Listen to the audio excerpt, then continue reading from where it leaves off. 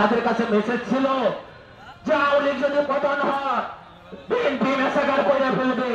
BNP সন্ত্রাসী দল না, বিএনপি জনগণের দল, বিএনপি জিয়া রহমানের দল, বিএনপি তারেক রহমানের দল, বিএনপি দেশনায়ক জনাব তারেক রহমানের দল। কাজেই আমি আপনাদেরকে অনুরোধ করব, কেউ আপনারা 1 টাকা চাঁদা দেবেন না, যার যার মহল্লা আপনারা নিজেরা পাহারা দিয়ে রাখবেন। এটা দেশনায়ক জনাব তারেক রহমানের একটি নির্দেশ। সেই নির্দেশনা আমরা মেনে চলবো। চূড়ান্ত বিজয় না হওয়া পর্যন্ত আমরা অপেক্ষা করব। আমি আবারও ধন্যবাদ জানাচ্ছি এই দেশের ছাত্র জনতাকে, যারা অত্যন্ত রক্তের বিনিময়ে যারা শহীদ হয়েছেন, যারা আহত হয়েছেন, হাসপাতালে আছেন, চোখ নাই, পা নাই, যারা রক্তের বিনিময়ে দেশকে আবার স্বাধীন করছেন, তাদের বিদেহী আত্মার মাগফিরাত কামনা করছি। সর্বোপরি শেরপুর জেলা আইন শৃঙ্খলা রক্ষাকারী বাহিনী ভাইদেরকে আমি উদ্দেশ্য করে বলছি, আপনারা ভয় পাবেন না। আপনাদের পাশে দেশনায়ক জনাব তারেক রহমান আছে। দেশনায়ক জনাব তারেক রহমানের সৈনিকেরা আপনাদেরকে সহযোগিতা করবে।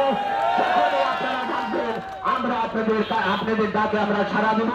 আমরা আইন শৃঙ্খলা পরিস্থিতি শেরপুরে স্বাভাবিক করার জন্য সকল প্রকার নেতৃবৃন্দদেরকে আমি বিশেষভাবে অনুরোধ করছি।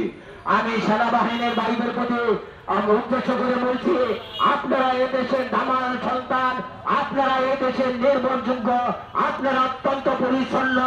আপনাদের কারণে, কঠিন পরিশ্রমের কারণে, লোক লালসার ঊর্ধ্বে রেখে আপনারা এই স্বৈরাচারী শেখ হাসিনাকে রিজাইন দিতে বাধ্য করছেন। আপনাদেরকে আমি ধন্যবাদ জানাচ্ছি। বিশেষ করে আমাদের এই শেরপুরের এই সন্তান, আমাদের দেশের সেনা প্রধান, ওনার বাড়ি জনাব ওয়াকারুজ্জামান, ওনার বাড়ি আমাদের শেরপুরে।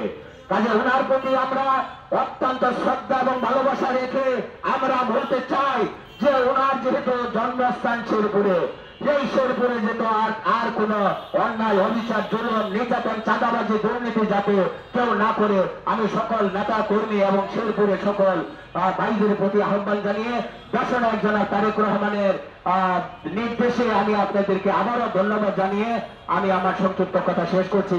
বাংলাদেশ জিন্দাবাদ, দেশনায়ক জনাব তারেক রহমান জিন্দাবাদ, শহীদ জিয়া অমর হোক, দেশনেত্রী বেগম খালেদা জিয়া জিন্দাবাদ। সকলকে ধন্যবাদ। আসসালামু আলাইকুম।